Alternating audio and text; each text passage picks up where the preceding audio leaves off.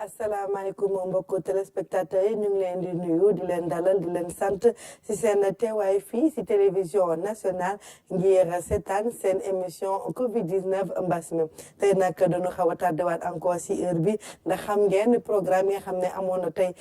journée bi yëpp foofu c'est palais de la République ak président de la République Macky Sall mi nga xam ne dafa doon teewal gan ñi nga xam ne moo di ñëpp ñi nga xam ne ñu ngi bokk ci kuréelu politique bi loolu war a nag programme bi tey xaw a yéex a commencé ñu tàmbali nag comme bés bu nekk ak li nga xam ne mooy situation du jour dañuy dem ba ministère de la santé wax leen la nga xam ne fa la Covid 19 bi toll fii ci Sénégal. ma jàngal leen communiqué numéro 23 bi nga xam ne génn na tey mardi 24 mars 2020 ministère de la santé et de l'action sociale. jot na résultat examen yi nga xam ne génn na ci laboratoire bi ci résultat yooyu 59 tests la ñu def juróom-ñaar ñoo ci positif ci biir juróom-ñaar yooyu ñetti cas importé lañ ci am maanaam mooy ñi nga xam ne dañu dugg ci biir réew mi ñu am ñeenti cas contact yoo xam ne suñu équipe yi ñu ngi leen doon suivre malade yi nga xam ne ñu ngi leen hospitalisé Dakar Touba ak Ziguinchor seen wërgu yaram mu ngi jëm kanam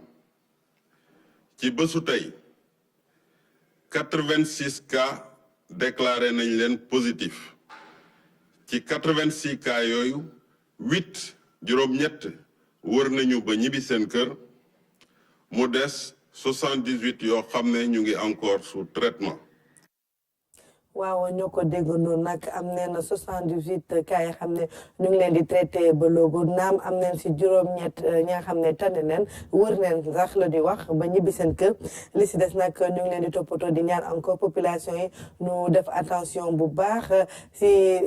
hygiène yi ak li nga xam ne jumtuwaay yi xam ne wax na leen pour ñu am taxawal ko ngir mën a xeex Covid 19 boobu ngir loolu yëpp mën a am tamit ngir population yi gën a am information si feebar boobu dañ leen di may léegi ngeen déglu benn immunologue professeur la foofu si université Cheikh Anta Diop bu Ndakaaru mu ngi tudd professeur Tandakha Ndiaye Dieye di immunologue foofu sa UCAD dañu déglu ko léegi. coronavirus muy virus boo xamante ni bokkul ak yeneen virus yi dafa am différence yu bare maanaam daal wutee yu bare.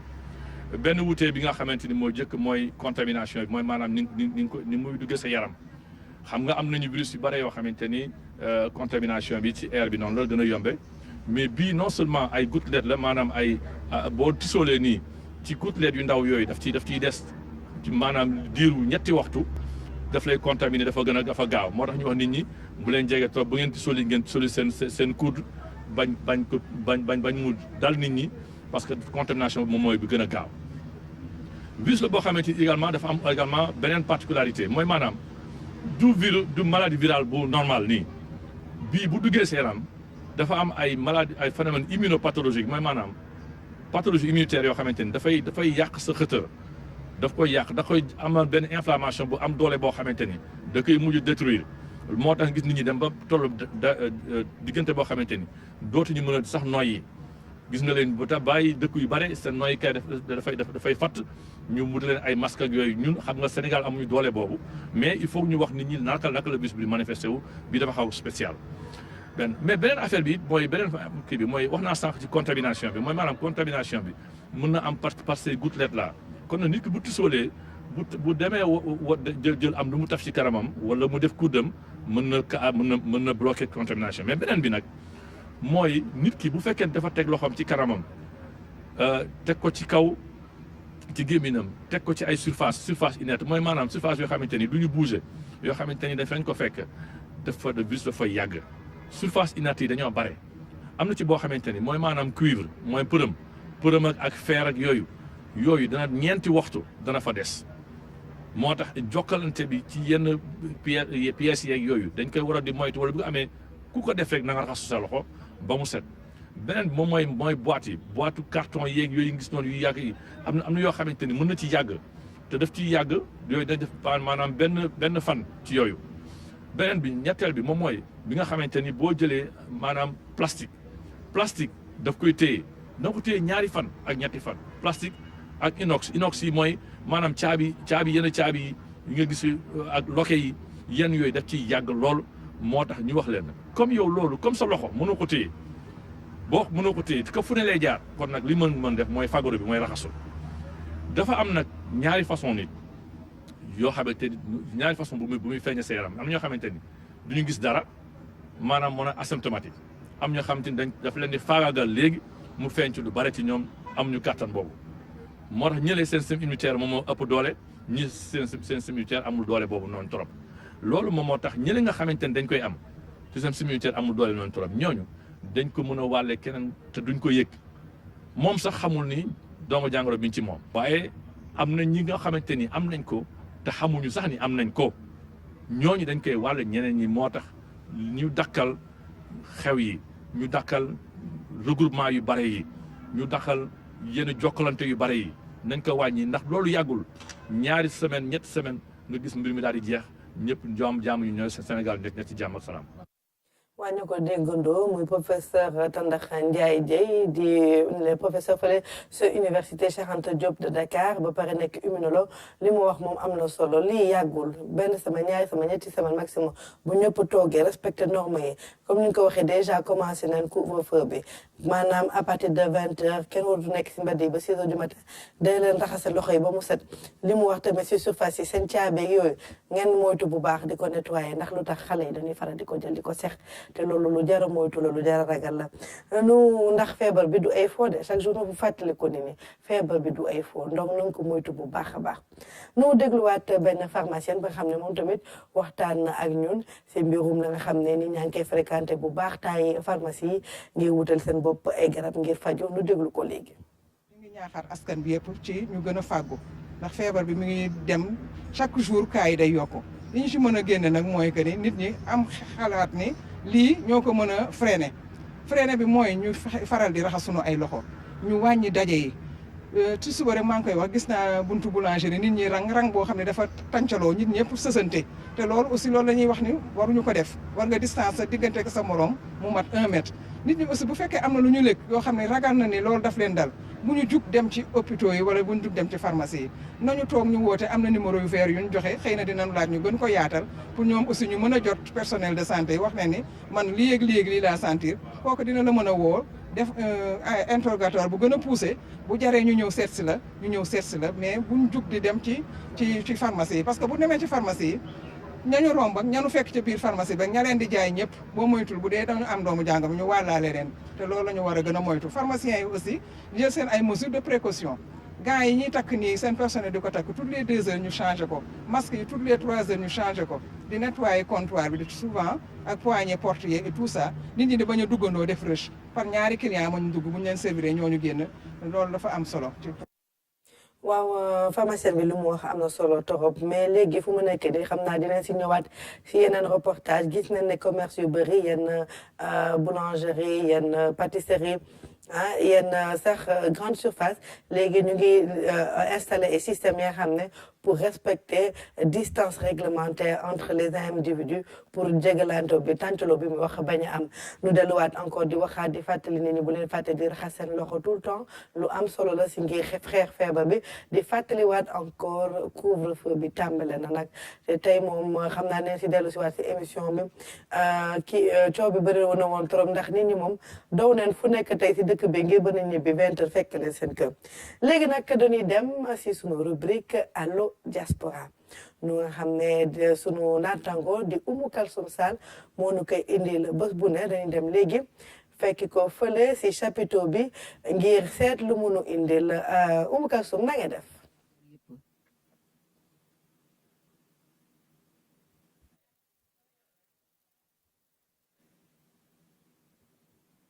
Ramata maa ngi lay nuyu di nuyu suñu mbokku téléspectateur yëpp.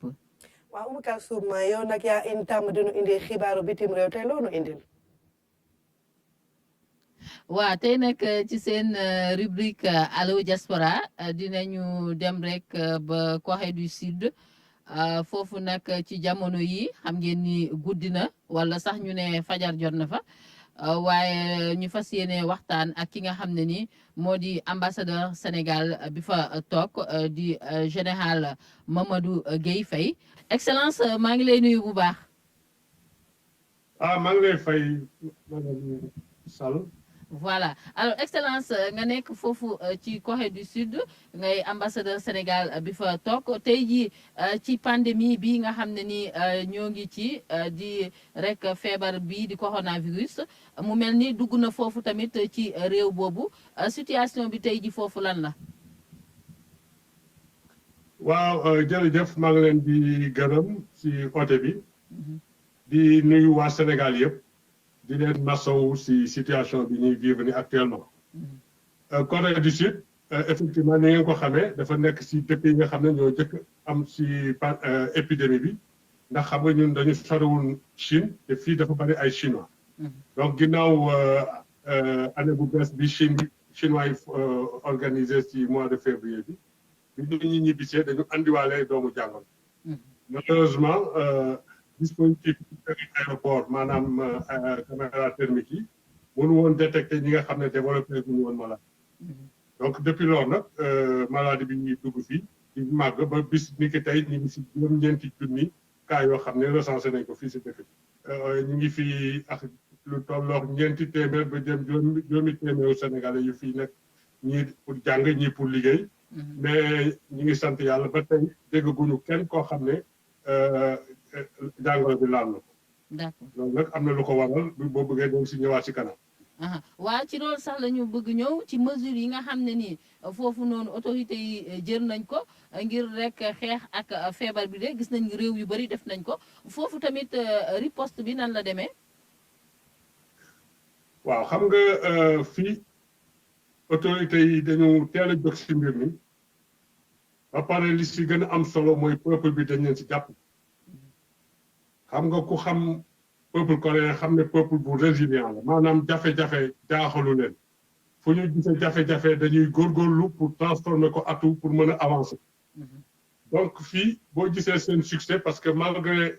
nombre bi fi am maanaam 9000 yi. li ñuy compter si ñi ñàkk seen bakken daanaka ñu ngi yem ay téeméer rek boo comparé ak yeneen pays yi nga xam ne du dara par rapport ak nombre bi ñu am fii. engagement individuel maanaam nit ku nekk da nga bokk ci lutte bi seen bépp képp kuy coréen rek da nga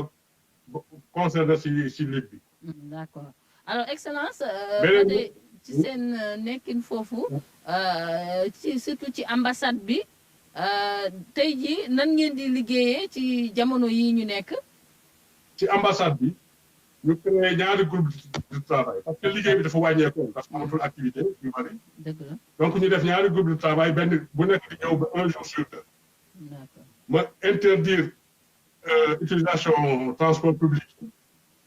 jël auto ambassade yi mettre à la disposition du personnel pour mu leen di yóbbu di leen andi.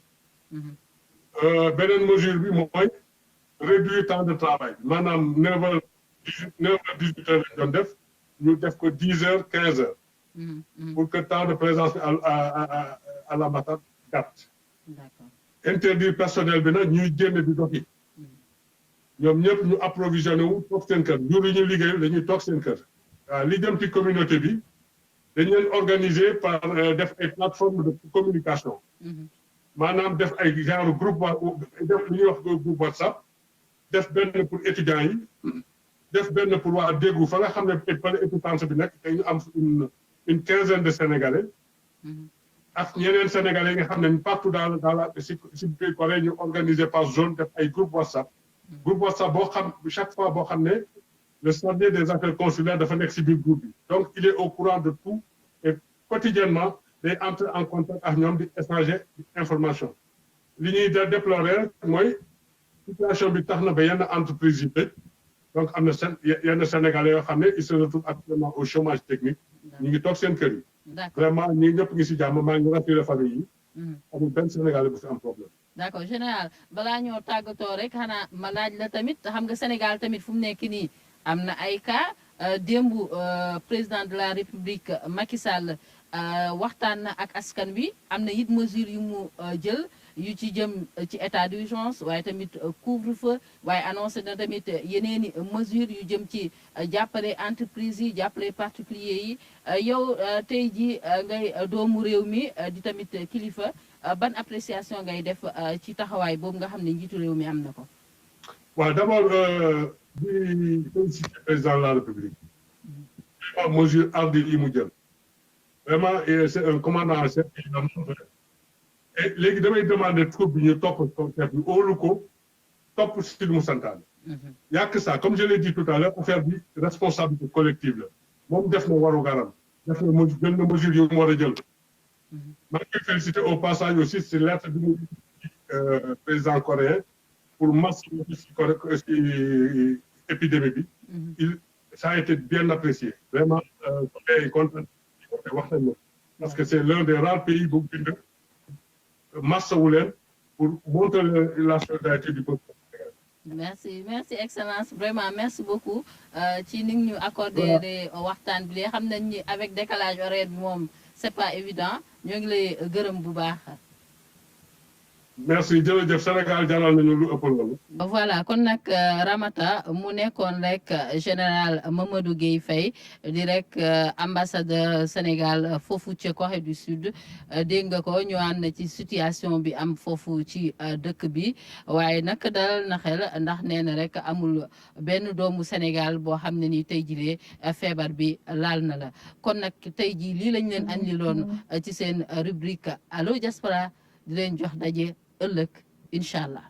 doon nag jërëjëf Oumou Kalsoum Sall di gërëm tamit sa gan bi nga xam ne moo ngi nu fi indil tey si Allo Diaspora dégg nañ wax gi rafet na trop te dégg nañ xam naa tamit sénégalais yi dégg nañ tamit lu ne dégle nañ topp bu baax la nga xam ne président de la république moo ko fi teg ngir mu aar leen si feebar boobule lu am solo la. léegi nag dañ def lu dul tamit am sunu beneen gan bi xam ne bés bu ne mu ñëw fii teew ak man si émission bi muy sunu naataango Ajaratu Fatou Sakho Ajaratu ñu ngi lay dalal bu baax si sunu émission bi di kontaan comme bés bu nekk di ànd ak yow si plateau bi ngir li nga xam ne mooy cartographie Covid-19 xanuma fàttali war rek cartographie boo leen xam ne Fatou Sakho bés bu nekk daf ñu koy indi si wax pour wan leen feebar bi naka lay lawee si àdduna gi yëpp si Afrique ak sax si Sénégal kon nag Fatou Sakho kàddu baa ngoog. Ramata bonsoir ñuy nuyu ñi ñuy seetaan ñëpp di kontaan di àndaat ak yéen ci di leen wéyal di won naka la feebar bi di évoluer ci àdduna si. tey ñëwaat nañ ci carte bi nga xamante bi moom pratiquement toutes les 30 minutes dafay def mise à jour maanaam dafay régler waat cas yi nekk ci àdduna bi yëpp mu koy gën di dajale di joxe chiffres yi ñu mujjee am ci boor yi peut-être ay 20 heures passé na sax mi ngi toll comme ni ma la ko doon waxee démb ne boo moytuwul ñu àgg ci ñeenti junni cas yi ñeenti téeméeri junni cas ñeenti téeméeri junni yi sax teg na ñaari junni ak ñeent donc ñu gis ne li ñu doon wax démb ne évolution bi dafa gaaw ba tey mi ngi ci évolution bi mi ngi nii ba tey ñeenti junni cas yi ñeenti téeméeri junni cas yi teg na décès yi tamit kazalika moom it mi ngi noonu teg na bu baax a baax ñu ngi tollu tey ci fukki junni ak juróom-ñett ak ñaari téeméer rek ñaar fukk ak juróom-ñaar cas yu bees yi buñ koy xayma diggante démb ak tey différence bi mi ngi nii moom mooy 40 000 cas yi moom la ñu am ci nouveau cas ci àdduna si weesu na ko sax mais dañ koy tënk noonu rek. waaw. den bëggoon nga ñëw si situation Afrique. non bala ñuy dem monde bi des na waaw monde bi des na parce que bu ñu jógee ci situation globale bi dañuy xool un peu par pays ku nekk lan nga dajale tey ñuy xool ne Chine ba tey mi ngi évoluer mais évolution bi bariwul parce que tey li mu yokkule taxu ko am solo lool toll na peut-être si ay 80 cas mais leneen loo xamante bi aussi mun nañ ko gis ci Chine moo di ne 81 591 cas yi mu am mi ngi ciy bëgg a yàgg lool ñi si yokku ci cas yu bees ci biir réew mi amatul daanaka lépp li muy jot ay cas importé la mais beneen information boo xamante bi buñ ko xoolee mu di nombre de cas yi nga xam ne moom la Chine tey di faj ci ñi mu hospitalisé woon li mu différence ak li nga xam ne ñoom ñoo feebar motul sax fukki junni donc ci juróom-ñetti fukki junni yi nga xamante bi feebar nañu lu toll si juróom-ñaar fukki junni ak ñett yi yépp wér nañu kon daanaka Chine mi ngi commencé di endiguer maladie bi te li ko may moo di mesures yi mu teg yëpp askanam daf ko respecté donc amul benn mystère garab amagul vaccin amagul discipline ak respecté mesures yi ñu wax loolu rek moom moo tax Chine tey toll fii te ñu ngi naan déjà fii ak le 4 avril Wuhan mi nga xamante bi foofu la yëf yi doore woon dinañ ko ubbi tëj biñ ko tëjoon mettre ko en quarantaine dañ koy dindi donc mun na am tuuti espoir évidemment pour bépp dëkk boo xamante bi yaa ngi respecté ces mesures Italie gis nañ ko sànq ci carte bi mais moom situation am tey aussi dafa xaw a empirer parce que fan yee ñu ngi doon am yaakaar ndax nag médecins yu bëri ci àdduna bi ñëw nañ di leen wollu ci ba ñu toll woon ci diggante ñetti fan ci lu toll juste ci juróom benn téeméeri malade yoo xamante bi moom la ñuy am par jour ak ay décès autant pour moi mais tey gis nañ ne yéegaat na mi ngi demaat ba ci juróom ñaari téeméer yi ak lu tegal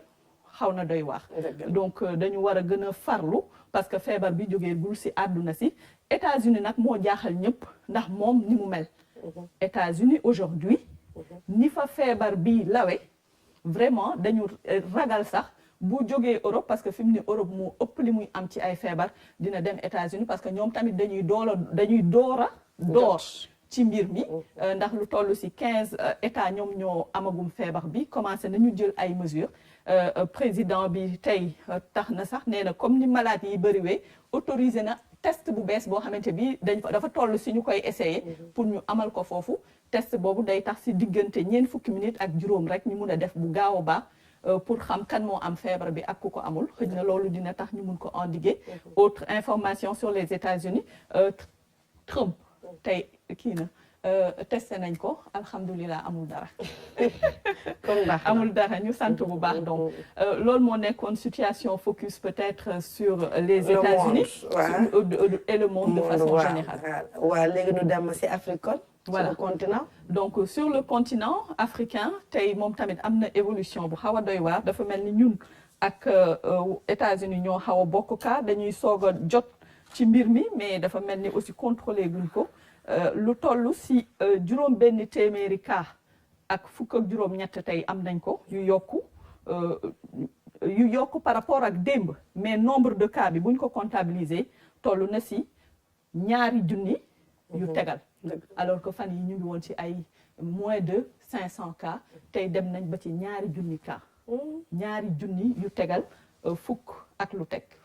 yu tegal sax téeméer ak juróom-ñett fukk ak ñeent moom la ñu am ci Afrique mi ngi nii voilà le chiffre est bien affiché merci Fadel décès yi aussi xaw na yéeg ñu ngi ci 58 juróom fukk ak juróom-ñett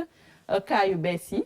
mi ngi noonu boo defee différence bi par rapport ak démb mi ngi toll ci juróom benn téeméer yooyu ak fukk ak juróom-ñett tey évolution bi ci dëkk yi démb yaa ngi ma doon laaj ndax amul dëkk yu bees si am na dëkk yu bees parce que démb ñu ngi woon ci fanweer ak juróom-ñaari dëkk tey ñu ngi ci ñeent fukki dëkk ak ñeent ça veut dire que am na ñeneen ñu wàll ci il faut ñu gën a farlu peut-être état yi aussi ku nekk gën a fàgganiku comme niñ ko commencé ci réew yu bëri comme c'est le cas aussi au Sénégal léegi bu ñu xoolee tamit ci dëkk yi gën a sonn mooy Afrique du Sud ak 554 cas démb mi ngi yokk woon lu toll ci 150 cas tey xaw na wàcc tuuti évolution bi 105 démb ñeent fukk ñaari téeméer la woon tey mi ngi ci téeméer ak juróom fukk bu ñu demee Égypte foofu tam mi ngi yokku waaw ñoom ñëpp a yéeg tey décès yi sax tey Égypte dafa yéeg parce que démb mi ngi woon ci ay 17 cas tey yokku na voilà c'est ça Algérie pareil moom tamit dafa yokkule mais c'est assez stable Maroc Burkina daal ñoo gën a stable tey gis nañ ne Tunisie dafa yokk lu bari 89 cas donc affaire bi daal xaw na critique bu ñu xaymaa li yokku yëpp mooy li ma lay wax sànq am nañu tey jii ci bésu tey bi lu toll ci 618 cas kon nag tey la nga lii nga nu indil si li nga xam ne feebar bi fii la toll si àdduna bi ak si Afrique waaye kon conseil pratique loolu indil nag tey voilà bu ñu jàllee si conseil pratique bi mooy peut-être digle OMS yi buñ ci dooree da nga gis ne ñu ne à ce jour aucun médicament spécifique n'est recommandé pour prévenir ou traiter l'infection par le coronavirus li tax peut-être digle yu mel nii ak ñuy attirer attention nit ñi parce que de plus en plus ñu ngi dégg ne am na ay façon garab yoo xam ne xëj na ku ko utiliser mun na feebar bi dellu ginnaaw réew mu mel ni Maroc ñuy dégg ne jënd ni si lu bari France ñuy dégg ne am na professeur boo xamante bi mi ngi koy utiliser di ci faj mais comme amul dara benn recherche bu ko tënk tamul leer si bopp nit ñi tey OMS dafay recommander di fàttali ne amul benn tey garab wala vaccin si àdduna si boo xam ne mun na muccal nit directement ci vaccin bi ci feebar bi autant pour moi d'accord léegi nag dañuy jaar si Coro News te nag Coro News dañuy xajal tey sunu naataango di Ibrahima Mboup tey Ibrahima Mboup daf ñu indi élément ba xam ne sport la daal mën nañ ko wax mooy les Jeux olympiques de Tokyo tàggatu yaram loolu lañ koy waxee voilà voilà si nga xam ne événement bu mag la pour àdduna gi yëpp mu indi nu si ay éclaircissement parce que dañu ne dañ koy reporté te loolu foog naa musul am wala yàgg na bu mu amee en tout cas daal Ibrahima Mboup daal dina nu si indi ay leeral léegi nu déglu ko guléet ñu dàkk Jeux olympiques yi ci jamonoy jàmm ñaari guerre yi amoon ci àdduna bi rek ñoo mës a tax jongante yi bañ a am fi mu toll nii nag jàngoro yi coronavirus ji mi lëmbee dëkk yu bëri moo indi lënt-lënt ak njàkkare ju mag faat bakkan yu bëri rawatina ci réew yu mel ni Italie France États-Unis Chine ak Iran tey daanaka bëriwul réew yu mucc ci mbas mi ci loolu la waa Japon ak waa CIO sukkandiku laata ñuy dàq jongante yi Jeux olympiques donte ni ca njëlbeen du woon seen bëgg-bëgg Jeux olympiques mooy jongante tàggat yaram bi gën a mag ci àdduna bi lu ëpp 200 réew ñoo ciy dem lu ëpp 10,000 athlète di ci jongante borom doole yi nekk ci àdduna bi di ay njiitu réew fonk ko itamit loolu moo tax président Amérique di Donald Trump bokk ci ñu njëkk a wax ni dañoo war a dàq Jeux olympiques yi ginnaaw bi woppi coronavirus ji tàmbalee sonal nit ñi ñu jóge ci ay comité olympique ak ay athlètes yu mag feelu ko ci position bi mu jël ay réew yu mel ni Australie Autriche ak Canada jëloon nañ dogal bañ a dem Japon ndaxte ci seen gis-gis feebar du ne këtt ne jonn ñu bëgg a amal ay jongante voilà donc loolu la ñu Ibrahima Mboup indi loon tey tey tamit sunu beneen naataango indi bokk na si Coro News bi tey mooy Fatoumata Savané tey dafa dem doxantu si mbeddu Ndakaaru Njaay indi nuy image si mbirum couvre-feu bi nga xam ne commencé na tey ba nga xam ne tey si 20h mu indi dem ba si mbeddu Ndakaaru xool ndax sénégalais yi respecté nañ couvre-feu Fatou Sakho gis nga ko sànq nag yaa ngi nekkoon si liggéey bi mais xaw nañ doxantu tuuti si mbedd bi xool ndax mais nag gis nañ ne policiers yi gendarme yi ñëpp taxaw nañ si mbedd yi pour que ñëpp population yi respecté couvre-feu bi gis nga ko de am na ñoo xam ne ñu ngi jéem a négocier. waaw wax ne si liggéey bi la nekkoon. waaw loolu tax ñu xaw a tardé. c'est vrai que sànq ku yëndu sax fii rek ci côté fi ñuy jëlee kaar yeeg yooyu nit ñi ñëpp ku nekk mi ngi doon farlu. di bëgg a ñibbi balaa timis di la fekk si yoon bi. En tout cas mu tuddee si daw yi ñu fi gis. En tout cas au moins ça montre que service de l'ordre et sécurité ñëpp taxaw nañ pour que population yi respecte li nga xam ne président de la République wax na ko démb pour que justement mu aar population Sénégal askan wi si mbirum feebar boobu la. loolu indi yow tamit si Coro News bi tey. voilà toujours ci li nga wax nii léegi respecter mesures yi ñu teg am na benn image bu intéressante boo xam ne Fadel notre infographe moom moo ñu ko indil sax justement ce matin bi muy ñëw si bus bi nee na 7 nit kese ñoo nekk si bus bi. donc léegi chauffeurs yi kenn dootul jël risque pour dîner da ngay dugal lu ëpp loolu parce que kat ku ko def dañuy taxawal car bi daal di wàcce ñi si des yëpp ñi nga xamante bi tooguñu ñëpp.